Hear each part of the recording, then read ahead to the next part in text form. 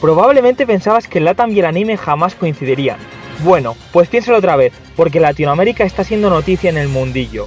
Bueno, Brasil para ser más exactos.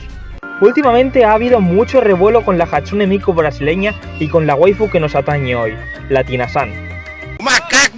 Se ha liado mucho con esta novela llamada Kazoku Musume no Latina wa Ore no Karada o Nerawaiteiru, o por su traducción al español, la chica latina con la piel de color llanta quemada me quiere sacar la leche. Con este título es bastante obvio de qué trata esta novela. Más que una representación de Latinoamérica, es una fantasía del autor por las chicas marrones con dos grandes personalidades, vamos a decir.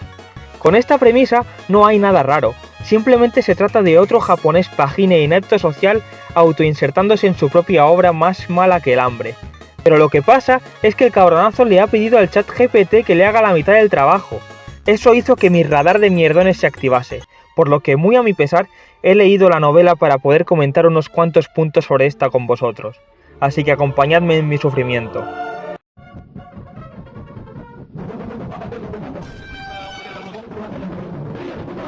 Básicamente la Tina-san es la típica estudiante transferida que empieza a mitad de curso e interrumpe la clase de conocimiento del medio para presentarse a sus compañeros.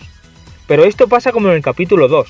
La obra empieza con un flash forward del protagonista haciéndose una payaringa en su casa cual cerdo marrano, mientras su madre y la Tina-san están en casa y podrían entrar en su cuarto en cualquier momento.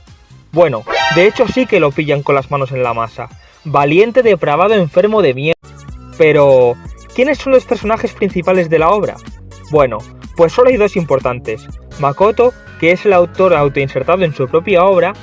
Este personaje es el típico inepto social al borde del fracaso escolar, que es un mamón y él se cree que es tan inteligente que está por encima del resto, pero en realidad es más tonto que un retrovisor en una cinta de correr, y no se da cuenta. Bro, tengo un IQ mayor al promedio. Además, este personaje es un pajero crónico, dicho por él mismo, y cada vez que menciona a la Tina-san, hace especial hincapié en el color oscuro de la piel de esta y el tamaño de sus pechos. El cabrón literalmente lo menciona en casi cada frase en la que habla de la Tina. Perdóname por todo, Rudeus, fui demasiado duro contigo. Y por otro lado tenemos a la Tina-san. Ojo al dato, ella es una chica proveniente de una tribu del Amazonas con muchísimas creencias tribales casposísimas. No se entera de absolutamente nada de lo que pasa a su alrededor. Apenas sabe comportarse en sociedad e incluso hay escenas en las que quiere hacer el delicioso en la vía pública. Básicamente, la Tina-san se comporta como un simio en celo, y Makoto literalmente habla de ella como si fuese un chimpancé que acaba de aprender a hablar. Es como la peli de Holocausto Caníbal pero al revés. Holocausto de leche de Makoto, más bien. Pero, ¿de verdad todo esto es tan racista como creo? Aunque ¿qué voy a saber yo? Si solo soy un europeo blanquito de mierda que no ha cruzado el Atlántico en su vida. Por lo que he decidido consultar la opinión de mis hermanos latinos de la forma más objetiva, respetuosa y menos sesgada posible. En efecto, he entrado en Twitter.